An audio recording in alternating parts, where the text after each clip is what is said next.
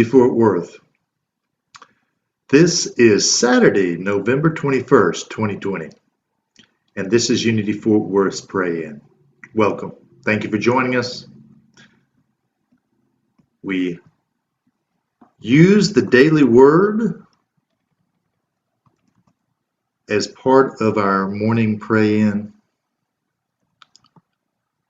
and that can be found at dailyword.org.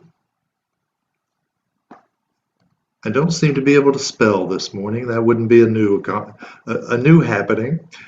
I believe I got it spelled there correctly, but you can always read along with the Daily Word because there's a free version there.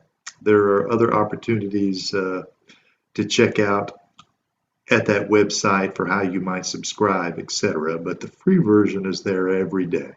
So whether you want to follow along with me or whether each and every day you just want to check out that free version, it's there and available for you. So today's daily word is assurance. God's love is with me in every situation. God's love is with me in every situation. Let's add that in for us.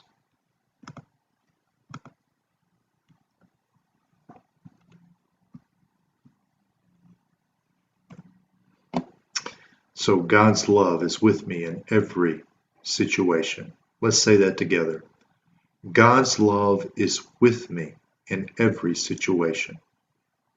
I find assurance in knowing that divine love is with me always. No matter what events unfold in my life or the world, I can always feel the loving, supportive presence of God within me. If I feel upset, I remember Spirit's constant loving presence. If I experience fear or doubt, I look for evidence of the divine amongst any pain or suffering I encounter. Regardless of the circumstance, I search for the good, including acts of kindness and helpfulness or examples of strength and resilience. I place my focus on the expressions of divine qualities that I find all around me. When I discern the good is challenging or negative situation, I feel assured God is with me. I am at peace. And our verse comes from Romans 8:31. What then are we to say about these things? If God is for us, who is against us? And our affirmation again, God's love is with me in every situation. Together, God's love is with me in every situation. So, we might, I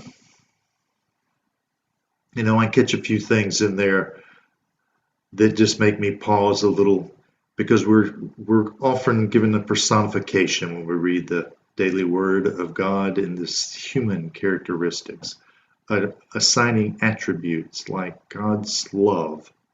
Well, it's not possessed by this entity that is God. It is God love. It is that quality in nature. As well as I read a few things through there, it talks about faith and our approach that seems a little like it's inside only. Maybe like a hot dog in the bun analogy. Well, it's not just inside, it is what is. So just noting those things, it takes me further into looking at that verse there where it says, what then we are to say about these things? For if God is for us, who is against us? And if we kind of sidestep for a moment here, that is this God someone that is for us? Or is it saying, if God is us, who is against us? If God is aligned with us, and we thus aligned with that presence and awareness, then that sentence reveals a truth to me. A truth that there's one power and one presence in the universe, and it denies that there's a power in opposition to us, which can often be a thought sometimes, that there's two prevailing forces in the world, and that they're struggling to see who wins. But to me, this is saying that all things are good. And that we're not subject to this opposing power, since this one power, intelligence, energy, love, substance, the all and in all of that, all that is ever active. And that if it's true in us and as us, then it's also true of all of us, meaning all of humanity.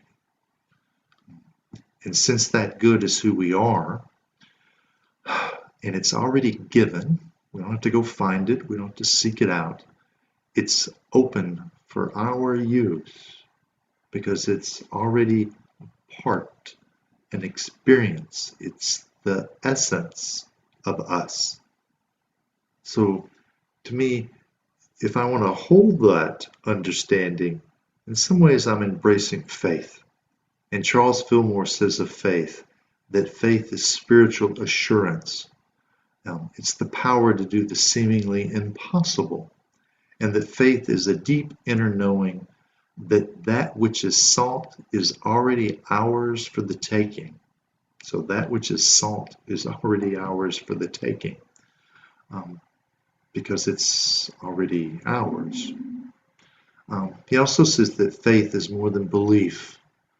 It works by love, and that thoughts of condemnation, resistance must be released, and divine love declared.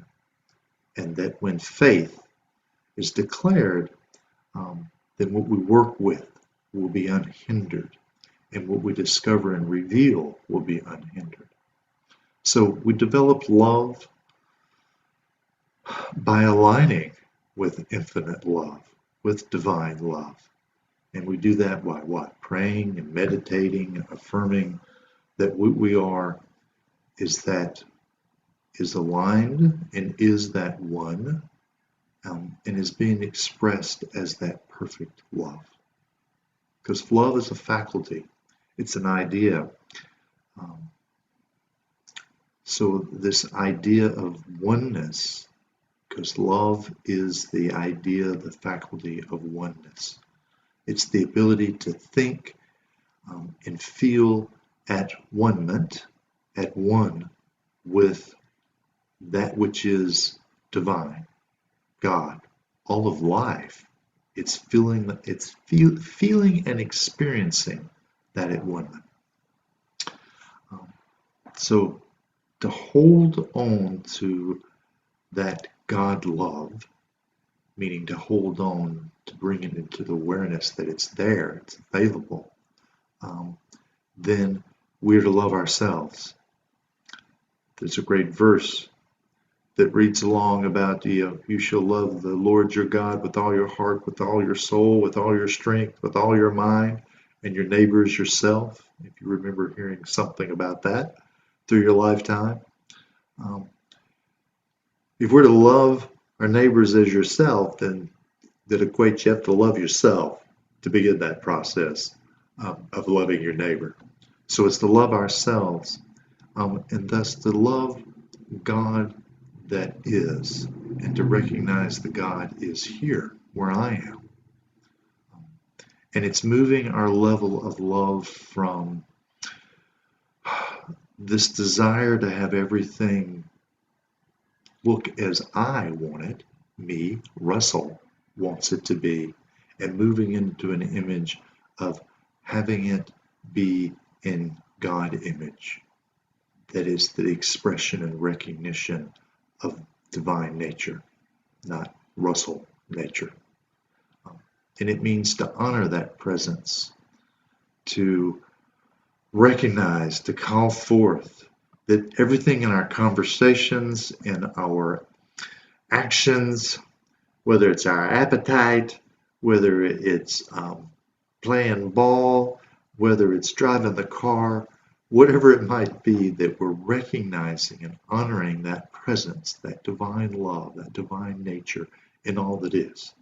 Um, and that we're doing that, it may sound a little grand that we're holding that all the time, but it's that practice that creates this thoughtful way of life that's recalling, remembering, and bringing forth in that recalling that divine law, that divine nature.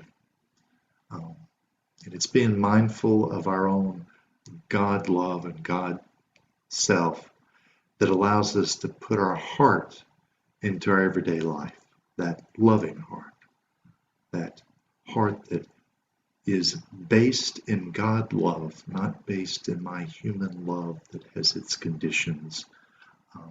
As much as I strive for it not to, in my humanness, I set up my parameters of what is worthy of my love, what deserves my love, and what love I accept, on what criteria I base my giving and my receiving on. Lots of rules, lots of subconscious, unconscious thoughts, but lots of rules about that experience and that expression of love.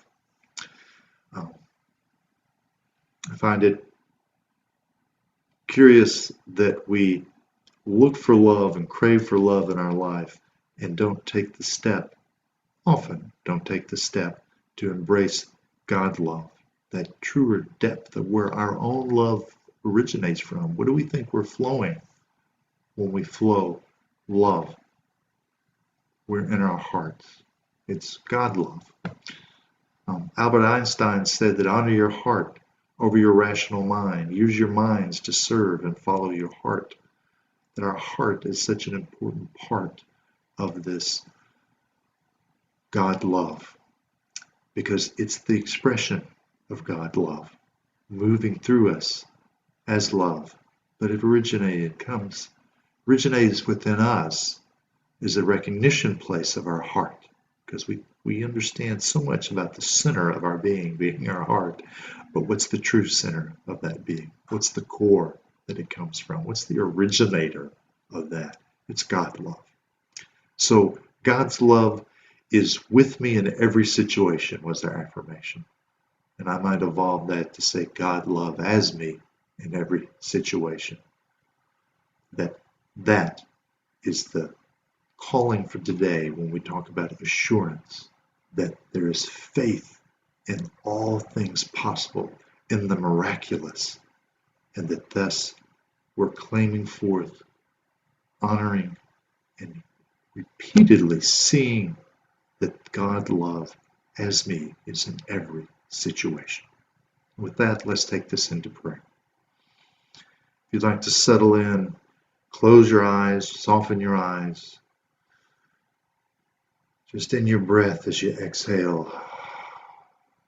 to settle in, to know that there is one divine presence, one divine love, and that all of humanity embraces and is experiencing that divine love because that good is available for all of us. We don't have to earn it, claim it. It is ours for the receiving, because it's ours as the makeup of who we are. And as we move that concentrated thought of clarity of the truth of our being into this place, we settle into it. This place of meditation is we're acknowledging and honoring the truth of who we are. It is the claiming of, the living in the experience of, and knowing that we are that one divine presence. Divine love flows through us, and our world is impacted because we are impacted, because we are the impact of divine love. And that our prayer requests unfold in that divine love, and that we're assured that all the world and all the requests of humanity are opening up and receiving that same clarity and realization that they too are divine love. and that this assured place is the beginning of a life lived and expressed as this God of all recognition, the God of our source, meaning God, love, divine love, law, principle, the one and only. And that with this, we celebrate and give gratitude that we are this presence, and that we recognize it and see it in every action, every detail, and every moment. And when we forget, we remember and we return to. And we're grateful for that recognition and that capacity. And with this, we say thank you, and so it is. Amen. Thank you for joining us today.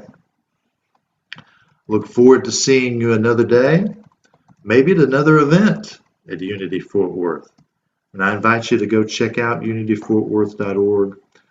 Look at the calendar there, look at the blogs, look at the podcasts, listen to the podcasts. You may find something there that helps you in that day-to-day, moment-to-moment affirmation and assurance of divine at work, at play, revealed in everything, in all things in our life. With that, thank you. See you soon. Have a wonderful and blessed day.